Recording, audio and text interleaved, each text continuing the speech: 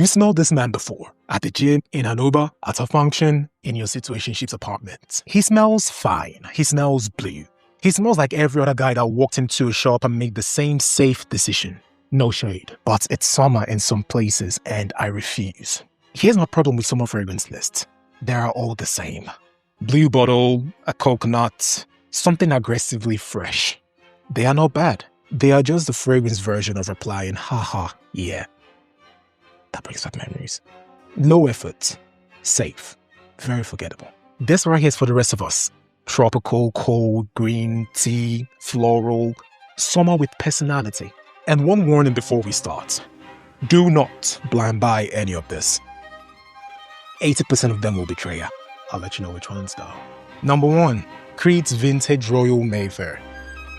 We are starting rich. And I don't mean new money, gym selfie, look at the watch I'm wearing right now kind of rich. I mean old money. The quiet kind. The kind that is a little weird and definitely owes someone an apology. Quick but important. This right here is the 2015 Creed Royal Mayfair that is discontinued.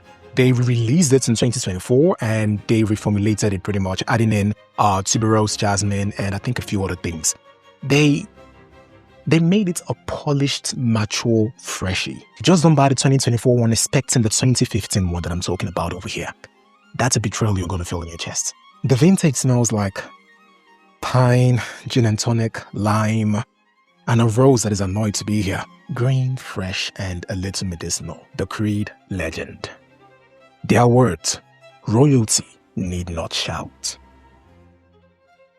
Do you see how nice that shit sounds? That's the marketing I'm telling you guys about. That right there is going to make a lot of people look at this and go like, oh my god, it's royalty, and then go buy this bullshit. Don't get me wrong, I like it a lot. It's nice, but the market. The one thing I love about this is in summer, it's not beachy. It's more like a rich guy sweating politely in linen outside a garden that he probably owns. Best worn on a hot day. And please do not overspray this. This right here can go from an amazing medicinal green, different sort of summer scent to a full-on toilet cleaner if you get greedy with the sprays. Spray with caution. The honest downside to this is it's very polarizing. Some people smell green elegance and others smell a posh bathroom. And to be honest, both are valid. Quick one and then we're back to it. This video is sponsored by Fragrance Scouts. Before you drop $40 on a sample because some guy with a ring light called it a beast. Guilty. Use Fragrance Scouts. It's free and requires no account. It compares samples and decants prices across a bunch of stores and adds in shipping as well. That's where you see the actual price, not a cute $4 sample that is secretly $20 at checkout. And it's very simple to use. You build a list, it finds your lowest total price, and it sends you straight to checkout. It's best for US folks right now because it compares US sample stores. International, maybe sometime in the future. It costs you nothing. The link is in the description down below. Sample first. I need it. Number 2, Porthole by Loumari. This right here smells like salted pineapple, sea spray, and it has this caramel undertone to it that smells absolutely amazing. I know this is super hyped and I'm a bit late to the hype, but I've got to admit this smells absolutely beautiful and tropical. This works perfect in summer because of its fruity, warm, and ocean vibe. It doesn't smell like sunscreen or like a candle at all. If this were a person, it would be that one friend that is just annoyingly happy on a Monday because they came back from a trip, glowing and insufferable because you want to be them. And I've also got to give a shout out to Fragrance Passion. You guys are absolutely amazing, man. This right here, remember what I told you guys about like looking for different ways to get perfumes for cheaper? I was able to save about $80 to $100 on this. Let's just say $80 on this from buying from our Fragrance Passion, and they were nothing but absolutely kind and lovely to me. They have no idea that I'm doing this as well. I was just so touched by like contacting them and them helping me out and whatnot. And I got this for 347 AUD. While in the groups, you will never find this for that price, at least not right now. In the groups, they're going for about 370 to 420 for a brand new. So thank you guys so much, man. I did not receive any discount from them.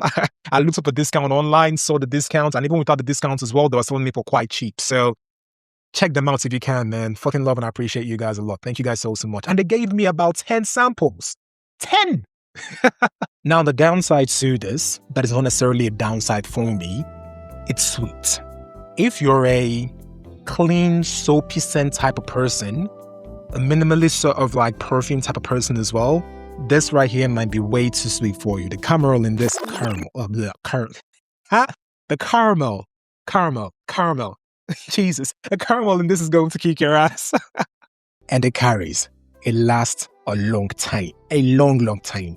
Love this a lot. And now for our number 3. Frédéric Malle, Carnal Flower. Was I showing it properly? This one's expensive and a little bit dangerous, so lock in. Carnal Flower opens up green and cold.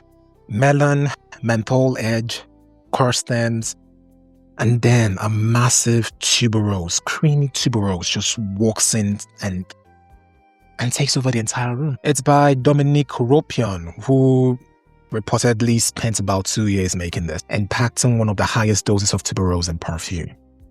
I feel like if you have this, you don't need any other tuberose perfume at all, because there's a lot in here. This right here works perfectly in summer because the green keeps it from going heavy and the tuberose genuinely comes alive in the heat. It's a hot weather floral, not a freshie, but it works. If this were a person, it would be someone who's absolutely out of your league and knows it. And please do not overspray this, especially not this one.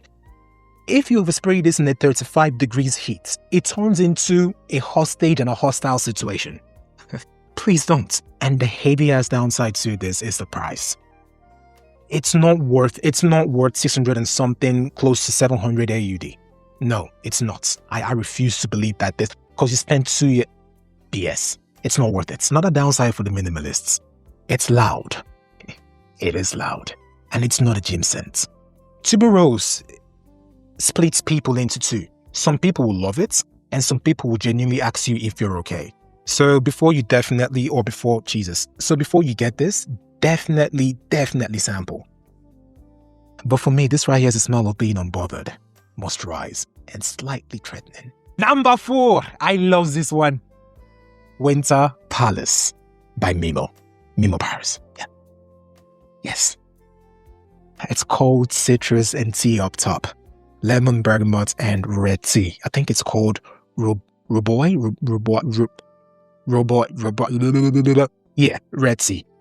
It's absolutely beautiful and very unique. The brand calls it fire and ice, and for once, the marketing isn't lying. If this were a person to be the most well put together person you know, it smells. I'm in love. I'm in love with the way it smells, man. And like I said, although I love this a lot, please sample it, man. Not everyone is going to have my taste or like what I like. So I'm going to keep advising that you sample things. Fragrance Scout is going to help you if you're in the US. Wear this to dinner, events, hot days, cooler days.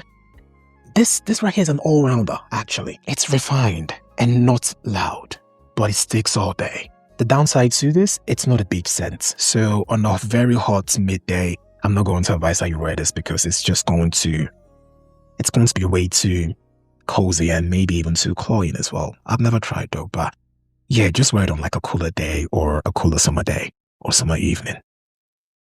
Beautiful. I was about to kiss it, but then I was like, so I was about to kiss it and smell it at the same time. And I don't know. Let's move on. And finally, the weird one, the divisive one. The one I believe is going to split the comment section down the middle. Tom Ford's Oud Minérale. This right here is Tom Ford taking expensive oud and chucking it down the sea. Oud Minérale smells like salt, whetstone, seaweed, and a misty-ass ocean. And the oud sits underneath like a driftwood that has been in the sea for way too long.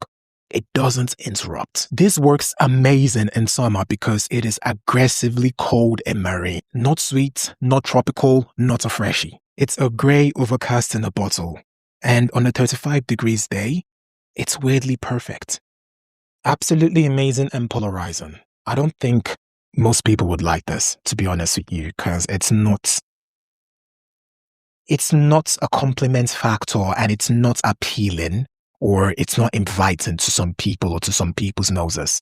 It's not quite a taste. The downside to this, I've said it, it's genuinely polarizing. People would either think this smells like an actual coastline or a problem. There is no in between. And the oud can read a little synthetic as well.